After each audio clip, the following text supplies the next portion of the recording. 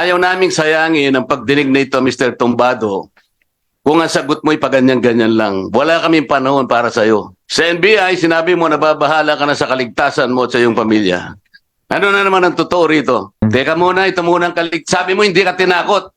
Hindi po. Wala po. Ngayon nababahala ka sa kaligtasan mo at sa kaligtasan ng pamilya mo. Yes, Paano mo yan. kayo mapapaniwala ngayon na nagsasabi ka na ng totoo?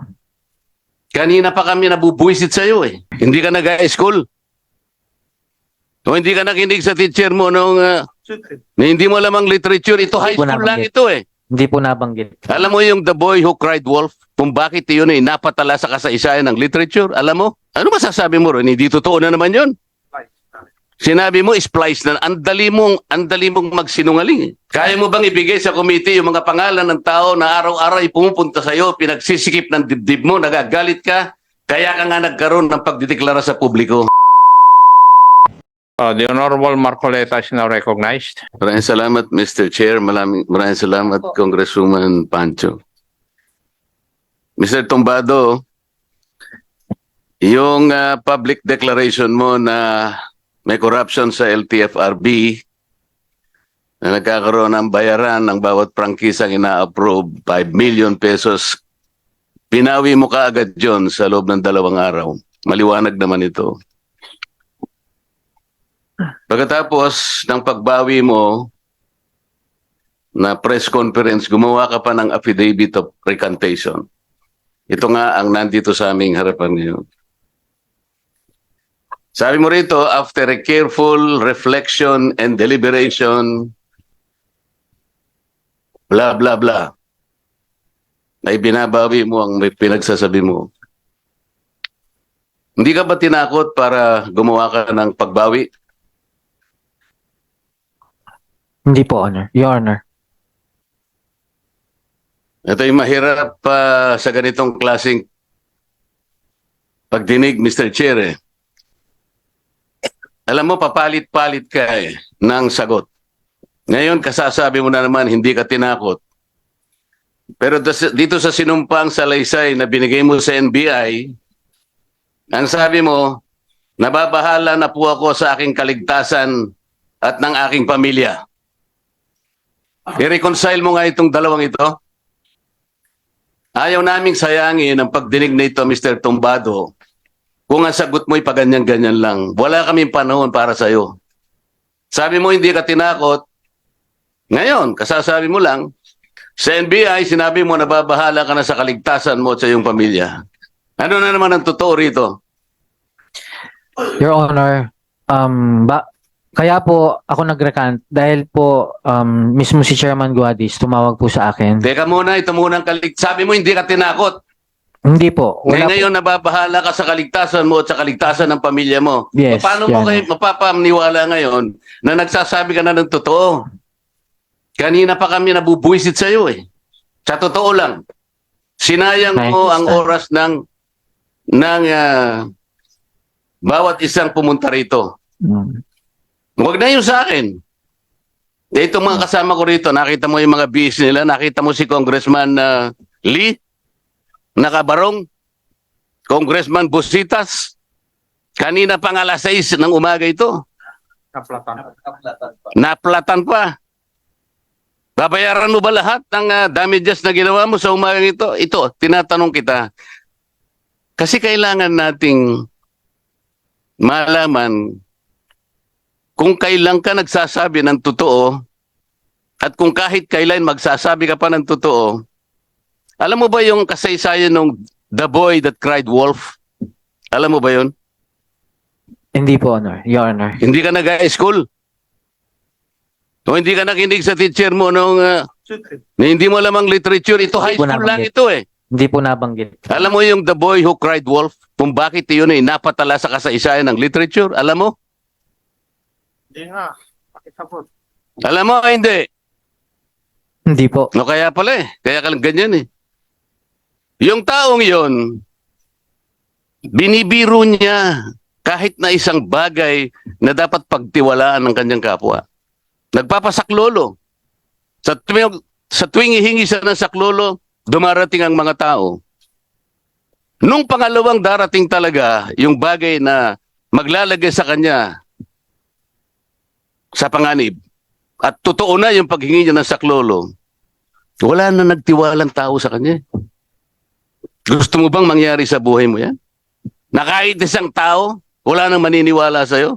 Kanina lang dito, pinresent yung mga text messages ni Congressman. Gusto ko, Mr. Chair, bago ko makalimutan, let us do a forensic investigation on those text messages. Kasi doon, nakalatag. Merong humihingi ng, may magbibigay ng 3,000 pesos per unit, 27 units ng Grab na ipapasok sa LTFRB. 810,000 pesos. Ngayon sinasabi mo, ano masasabi mo ron? Hindi totoo na naman yon. Sinabi mo, splice na. Ang dali mong magsinungaling. Eh. Ito yung problema natin ngayon. Eh. Alam mo kung nasa korte ka, hindi ka paniniwalaan. Eh. Alam mo ba yung recantation maski sa korte? Ayan, may abogado ka. Hindi binibigyan ng halaga ng korte ang mga ganitong klasing, mga walang kakwenta-kwentang mga salaysay. Pagka-recantation. Alam mo kung bakit? Ang korte kasi naniniwala ng yung unang bugso ng damdamin mo na gumawa ka ng pahayag, yun ang mas pinaniniwala. Kamukha kanina, tinanong ka ni Congressman Acharon, ano itong mga immediate problems na sinasabi mo kahit na nag-recant ka, pero ito tinitindigan mo? Ayaw man lang sabihin. Meron ka bang listahan ng mga taong nagpunta sa'yo na nagkakaroon ng problema at sinisingil sila ng pera bago approve ng LTFRB? Yun ang pinagsisikip ng dibdib mo eh. Meron ka ba listahan ng mga taong yon na binigyan mo ng halaga, nagagalit ka dahil bawat approval ng prangkisa ay humihingi sila ng pera sa LTFRB? Nasaan ang mga pangalan ng mga tao na yon? Binigay mo ba sa komite? Hindi po, Your Honor. Kaya mo bang ibigay sa komite yung mga pangalan ng tao na araw-araw ay pumupunta sa iyo, pinagsisikip ng dibdib mo, nagagalit ka, kaya ka nga nagkaroon ng pagdideklara sa publiko? Yes, Your Honor. Ibibigay mo yung mga pangalan ng mga taong yon Yes, Your Honor. para sa ganun magkaroon ng hustisya kung Yes, totoo Your o Honor. hindi. Yes, Your Honor. Oh, paano ngayon kung sasabihin nila hindi po totoo ang sinasabi ni Tumbado? Ano mangyayari sa buhay mo? Sabi mo after careful deliberation. Ito pakinggan mo. Sa aming pag-uusap, ibig mo sabihin kay Chairman Guadis, matapos ang press conference ay tinawagan ako ni Chairman Guadis at nagmakaawa siyang ako'y makausap at nakiusap na bigyan ko siya ng pangalawang buhay, ibalik ang reputasyon at karir sa dahilan ng aking pagbawi o recantation. Sa aming pag-uusap ay nailabas namin ang isa't isa ang matinding sama ng loob. Ito yung dahilan kaya ka nag-recant. Hindi dahil for careful deliberation. Wag mo kaming pagsisinungalingan. Alam mo ba ibig sabihin ng tumbado? Apelyido mo ito eh. Alam mo, pati apelyido mo eh, hindi mo na pinaniniwalaan. Ito ang huling tanong sa'yo. Ano ang paniniwalaan namin? Yung public declaration mo o itong recantation mo? Na binawi mo rin? Ano na lamang ang natira sa'yo na pwede naming paniwalaan, Mr. Tumbado? Yung pong recantation ko, wala po akong direct knowledge na kasabwat si Chairman Guadis. Ang tinatanong ko sa'yo, ang akin lang ano ang po, pagbabasihan namin para paniwalaan pa namin ang sinasabi mo ngayon tungkol dito sa recantation? wala po kasi akong ebidensya, direct evidences na magpapatunay na mapipinpoint po si Chairman Guadis sa allegations na po. Wala akong tinatanong sa'yo tungkol kay Chairman Guadis. Ang tinatanong ko sa'yo, ano na lang ang natitira sa pagkatao mo sa umagang ito na pwede naming paniwalaan? Para hindi naman masayang ang oras at pagpunta rito ng aking mga kasamahan. Ako po ay humingi po ng panmanhin sa nangyaring sigalot po na ito. Ang NBI ba naniwala sa'yo? Palagay mo? Yan lang po yun, Your Honor. Ano sabi, Mr. Chair? Ano sabi mo? Depende na po kung maniniwala po sila sa salaysay ko yan. Meron, Mr. Chair, meron bang taga-NBI dito? Meron. Nasaan po yung mga taga-NBI na kumuha po ng sinumpang salaysay ni Your Mr. Honor, Tombado? Your Honor, we do not believe his statements. Anong gagawin ninyo sa kanya? Thus, we are requiring him to return by Thursday to substantiate his allegations because it's so generic. And he failed to name names and answers the essential questions, the 4 Ws and 1 H. Mr. Chair, ako po, ang motion ko ay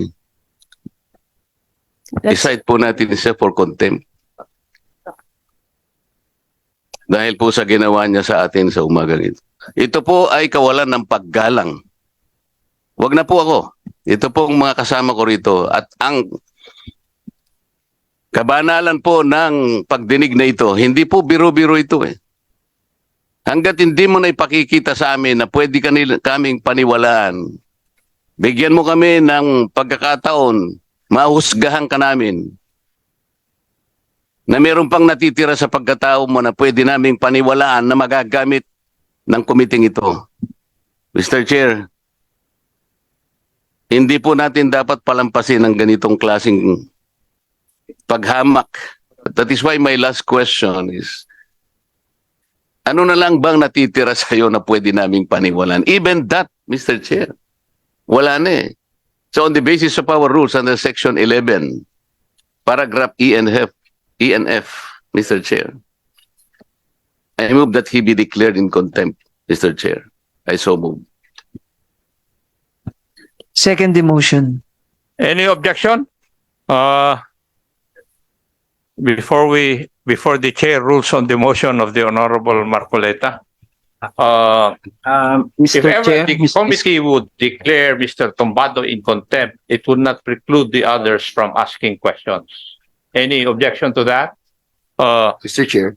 Hearing no objection on the motion of the Honorable Marcoleta,